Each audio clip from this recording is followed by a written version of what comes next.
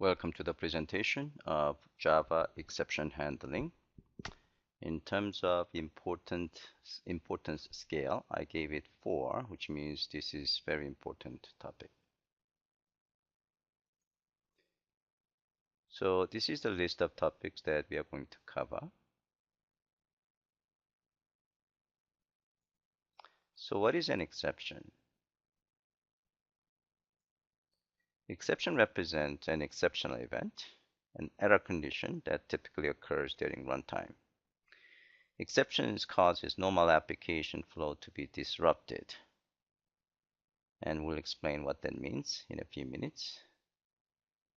The examples exceptions include programming error exceptions, such as if you try to divide some number by 0, or trying to access elements out of the range of array index, or it could be normal programming errors. For example, invalid input. User does not enter correct value, or opening and non-existent file, Or exceptions could be system level errors such as heap memory adjusted, meaning out of memory exception. So this is an example in which it causes an exception. So here you are trying to divide a number by 0 and it will cause arithmetic exception. So what gets displayed is this. You can see this is Java the lang arithmetic exception, and it gives you some description, and it also gives you where the problem occurred. Now this is from default exception handler, which is provided by Java runtime. As you can see, default exception handler prints out the exception description, this one, and it prints the stack trace. We have only one method in this case. If there are many methods that are being chained, then those chain of methods, the stack trace, will be displayed, and it causes the application to terminate. So what happens when an exception occurs? When an exception condition occurs within a method, it gets detected either by Java runtime or your business logic in your application. And then exception object gets created, again, either by Java runtime, if it is caught by Java runtime default exception handler, or in your code. And it hands it off to the Java runtime system. By the way, creating an exception object and handing it to the runtime system is called throwing an exception. So if you create exception object in your code and throw an exception, that is called basically it hands it off to the runtime system. So exception object contains information about the error, including exception type and the state of the program when the error occurred. So what happens when an exception occurs? Suppose you have main method which calls another method here, which happen to have an exception handler, and this method calls another method, and this method does not have an exception handler, and then it calls another method. So in this method, some error condition occurred, so exception has occurred. So what happens is that Java runtime system runs through all the methods in a call stack to find a suitable exception handler. So in this case, this method with an exceptional handler for that particular exception type will be chosen to handle the exception. So this is a case, this is a method example with exception handlers. So in this case, this method will catch and handle exceptions through its exception handler. So in this case, suppose you are trying to we are trying to create random access file from a file name, and if the file is not present, file not found exception will occur. In this case, this method, concatenate method, catch the exception and handle it. A method without the exception handlers pass the exception further up the chain. So in this case, what we're talking about is this is basically this method with an exception handler. The one doesn't have an exception handler has to pass the exception further along the chain so that the method with a suitable exception handler or default exception handler can handle it. So this is an example. If this method cannot handle, meaning it doesn't handle, for example, you can see we comment out this try catch statement, meaning this method does not handle file not found exception. In that case, this method wants to pass along the exception further up the chain. The way it does is calling, actually specifying throws and the type of exception that could occur in this operation. Okay, so this is the throws an exception, and you can have multiple exceptions. Means that this method does not have a catch block, meaning it doesn't have exception handler for that particular exception. Okay, so when suitable handler is found, the runtime system passes the exception to the handler. And by the way, exception handler is considered suitable if the type of exception object thrown matches the type that can be handled by the exception handler in a method. So when you see catch and exception type, that's the type we are talking about. So in this case, the exception handler chosen is set to catch the exception and is the one that actually catch the exception and handle the exception. If runtime system could not find a suitable exception handler, then the Java runtime's default exception handler will be used to handle the exception. So in this case, suppose this method has an exception handler that catches exception type, and this one doesn't have exception handler, so it should forward exception through throws exception on the method signature, and this is where the exception occurred. So it will Java runtime system catch the exception and will try to go through the call stack, and it figures this method does not handle it, so it's going to go to the next in the chain and found that this method has an exception handler, and then exception handler of this method will handle the exception. Okay, so let's try the couple of demos. Default exception handler, and you catch the exception.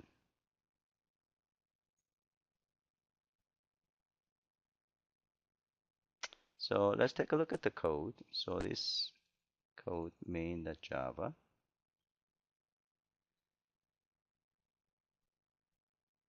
So in this case, this make object method does not handle it because it doesn't have catch statement, even though we have illegal argument exception happens here. It just throws illegal argument exceptions, meaning it wants to pass it along the chain. Okay, so that is called within the do the work. Again, this one does not handle it, so eventually it's going to be handled by default exception handler. So let's run the application.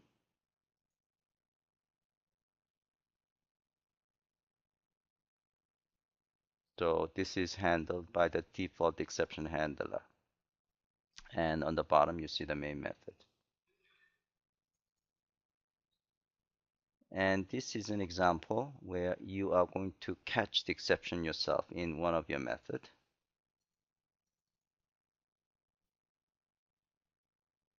So this make object does not handle the exception, so it just pass it along to the chain. So it throws illegal argument exception. And here, these do the work will catch the exception by having catch block. Okay, so in this case, it's not going to go further up the chain because we had found exception handler that can handle the exception. So let's run the application. So we should see this message. Okay, so this is a message from the exception handler. Okay, moving forward. Benefits of exception handling framework. First benefit is that exception handling framework of Java separates exception handling code from regular business logic code, which means the business logic code does not have to be mixed up with error handling code. And number two, whoever best is suited to handle the error will handle the error. So as you have seen in previous examples, Java exception handling framework has a way of passing along the exception further up the chain until it finds a suitable handler. And number three benefit is that grouping and differentiating errors based on their types. Exception classes are genuine Java classes, meaning exception classes could have hierarchical tree structure. So let's talk about each of these in a bit more detail. So first, separation of error handling code from regular code. In traditional programming, in which there is no Java exception handling framework is present, the error detection and reporting and handling has to be mixed up. It typically does mix up with business logic code, and it causes to create confusing spaghetti code. So let's see an example in which you're trying to read a file, and reading a file might consist of 5 different operations, and each of these operations could have exception condition. So open the file, determine the size of the file, and then allocate the memory that could accommodate the file, and read the file into memory, and then close the file. So in traditional programming, there is no separation of error handling code from business logic code. So you can see this is really spaghetti code. In Java, you have business logic code inside try block, and then error handling conditions will be handled in the catch block. So there is a separation of business logic from error handling logic. Benefit number two, propagating errors up the call stack. Okay. So suppose we have method 1 calling method 2 is calling method 3, and method 3 calling read file, and read file has exception, and then along the chain, well, actually let's talk about the case of traditional programming where propagation of errors cannot be supported. So you can see you have to actually provide this error propagation logic yourself in your business logic code. Again, this is very bad looking code.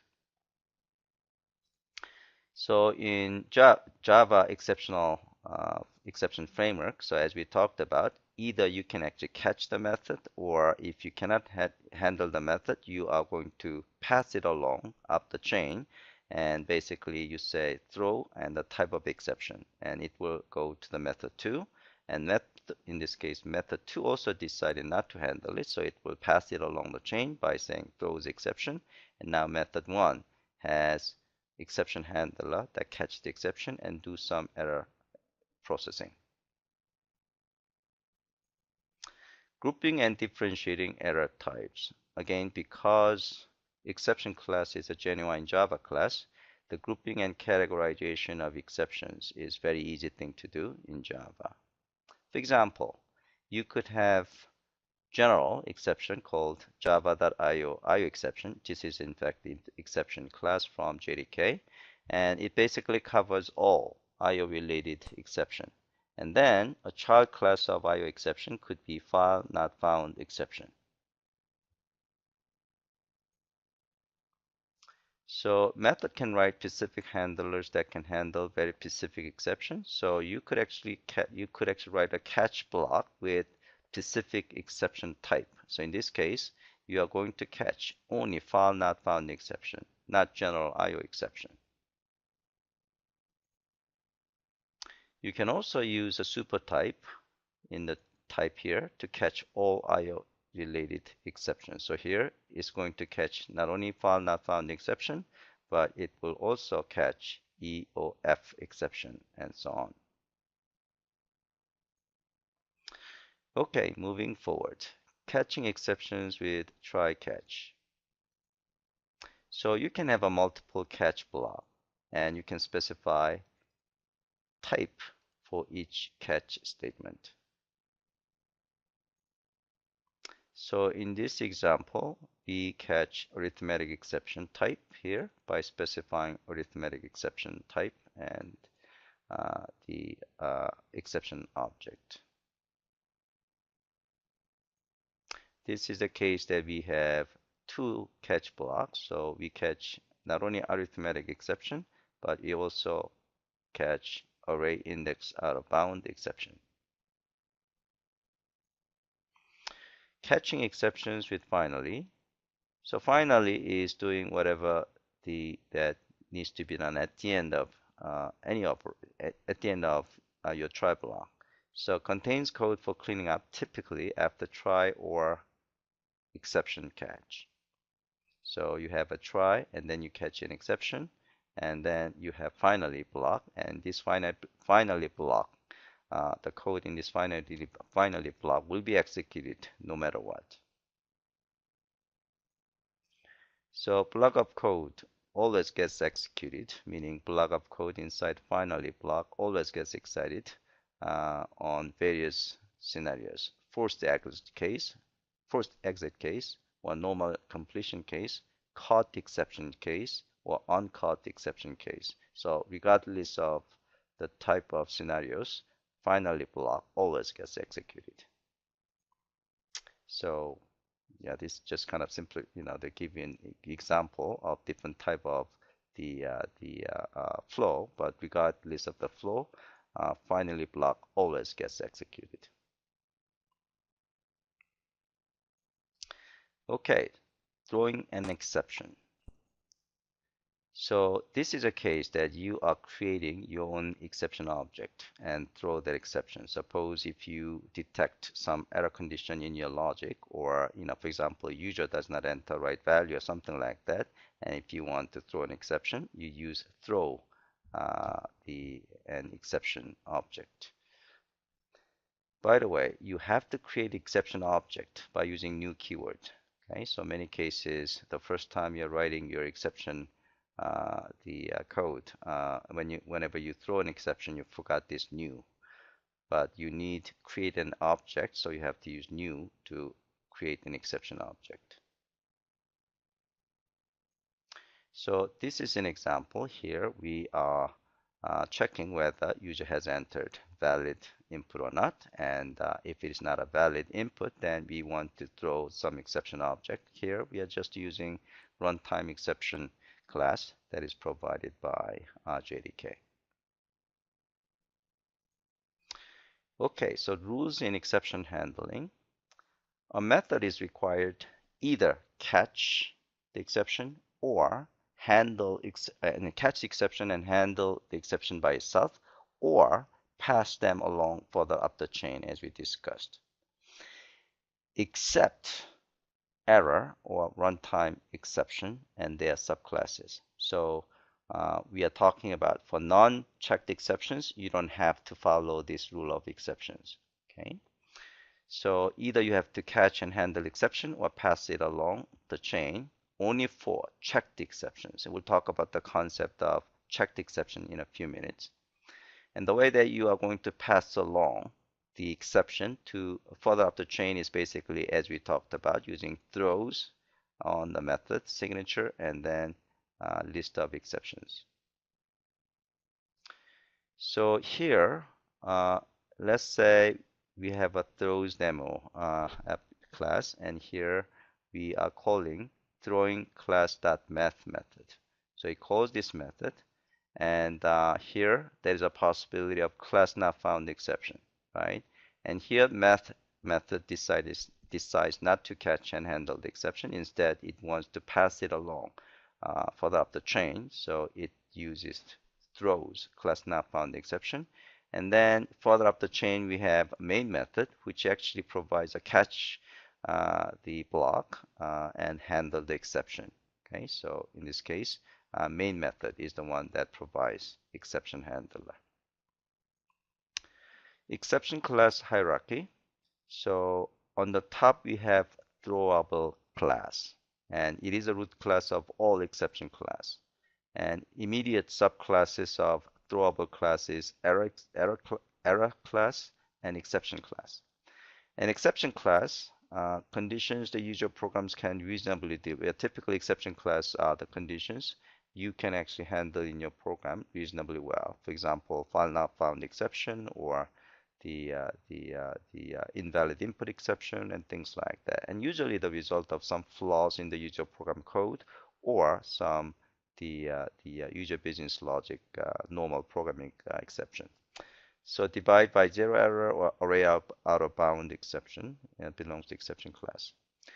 Error class are the ones that typically out of the control of user programs. So these are typically system level exceptions, for example, out of memory exception or hard disk crash exceptions. So here, this is the exception classes. So on the top we have throwable, and then we have error and exceptions. And exception have runtime exceptions and non-runtime exceptions. Non-runtime exceptions are called checked exceptions, as we will see in a few minutes. Runtime exceptions does not have to follow that rules of exceptions as we talked about a few minutes ago, meaning it doesn't have to be caught and it doesn't have to be passed along up the chain. These exceptions are called the checked exceptions, and these are the ones that need to follow that rules of engagement of in terms of exception handling, meaning any method that could have one of these exceptions, the checked exceptions could occur. They have to either catch it, meaning catch and handle it, or pass it along up the chain. Okay, so this is exception classes. Yeah, so in this example here we are so we catch array index out of bound exception first, and then we catch all the other exceptions. Okay, so let's do a few demos. So catch exception hierarchy in hierarchy 2 and compile errors.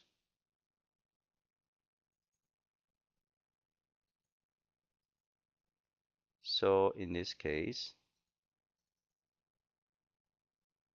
so we are catching, so we have created our own exception called my parent exception and my child exception. My child exception extends my parent exception.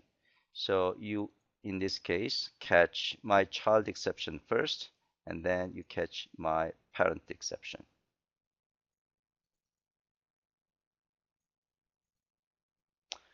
And exception hierarchy number 2.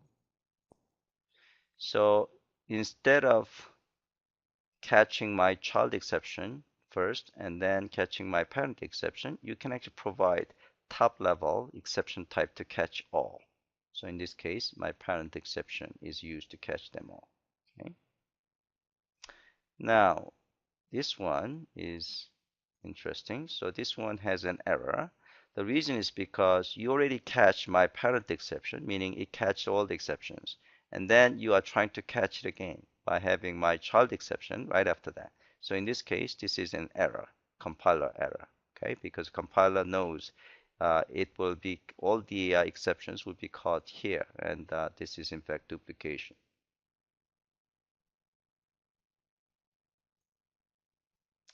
Moving forward, checked exceptions and unchecked exceptions.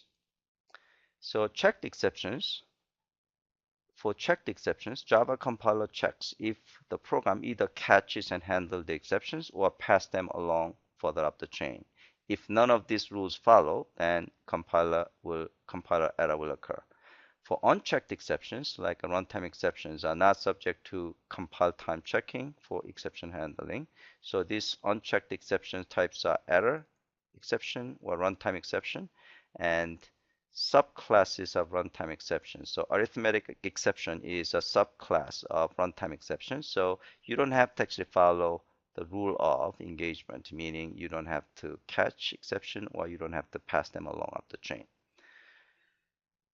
So the reason that you might in fact have your exception to be subclass of runtime exception is because you do not want to have your classes to be cluttered with all these try and catch block, or throws statements.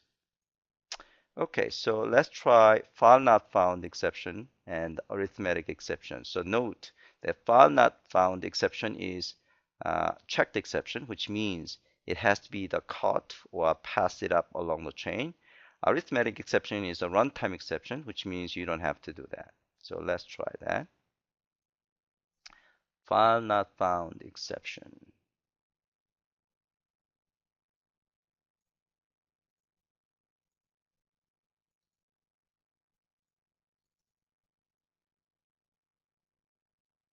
So in this case, when you trying to read file, random access file providing a file, so there could be file not found exception.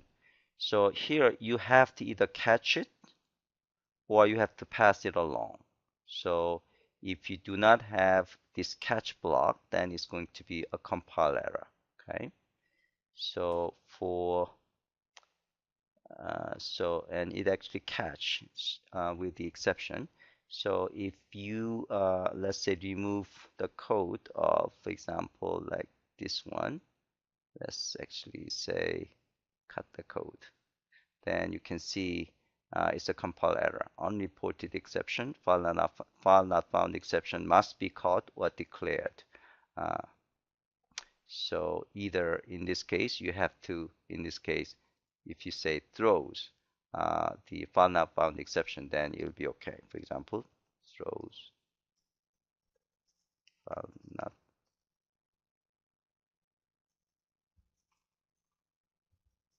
and then compile error is gone at least. And this one read line is you also have to detect the IO exception. Okay, so you're here, if you say IO exception,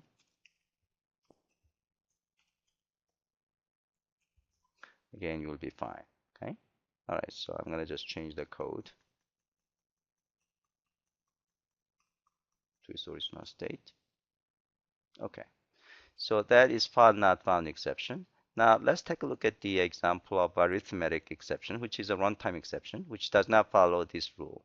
So arithmetic exception demo. So if you take a look at the code here, see here, this is definitely arithmetic exception. I'm also throwing arithmetic exception, but you can see I don't have to catch that exception or I don't have to pass it along up the chain, okay? Because this is a runtime exception. In fact, if you take a look at the source code of arithmetic exception, you can see arithmetic exception extends runtime exception, okay? Okay, creating your own exception class. So basically, create your own exception class is nothing really different, nothing much different from creating a regular class. Here you can extend runtime exception if you do not want your exception to be constrained by that rules of engagement we talked about. And you might customize the class. You can maybe add some fields, or you can have some extra constructors and things like that. So let's say I have created my own exception class called hello string exception, extends runtime exception. And then here in my main method, I can throw new hate string exception, and I can either catch it or I don't have to catch it because this is actually a type of runtime exception. Okay, your own exception and your own exception too.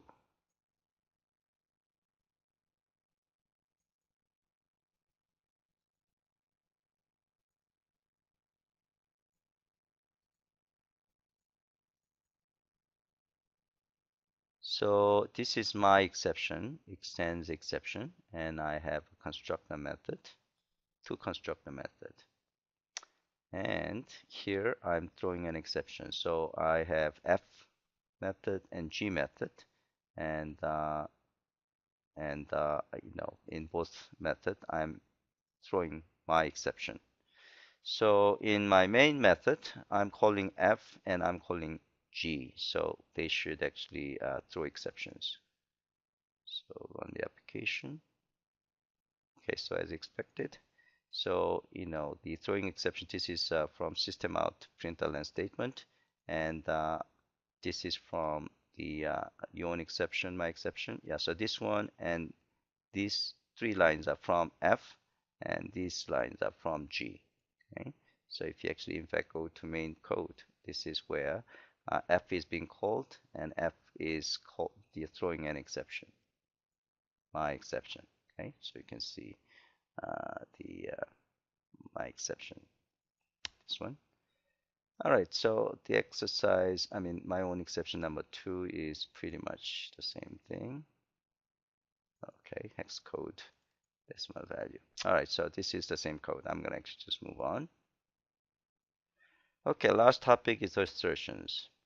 So what are assertions? It allows you to find out if the program behaves as expected. It's like, poor man's JUnit. You can just add this assertion statement in your Java code to make sure things are actually behaving as expected. User has an option to turn it off or on when running the application. So as a default, it's off. And if you want it to be enabled, you have to run your application using either dash enable assertions or dash minus EA switch. And then you can perform assert and you provide expression. So in this case, suppose I get the command line argument, which is supposed to be an age, and I want to assert age is greater than 0. Okay. All right. So let's run example code. So assertion example code. So in this case, when I run the application, you check whether the value I entered is positive. So if it is positive and you do the right thing, it's just use the number to create this shape. However, if by the way, let me actually show you the assert statement inside the code. So it basically checks whether the value that was entered by the user is greater than 0 or not. Okay. Now, if you enter minus value, so minus 3 or something like that, then assert statement, assertion error is captured. Size should be greater than 0. Okay. So this assertion statement enabled when you are running the application with minus EA option. So here, if you see the properties, here we are running it with a minus EA. So if you take that out, then assertion statement will be ignored. Okay. All right. So that is the end of the presentation. Thank you.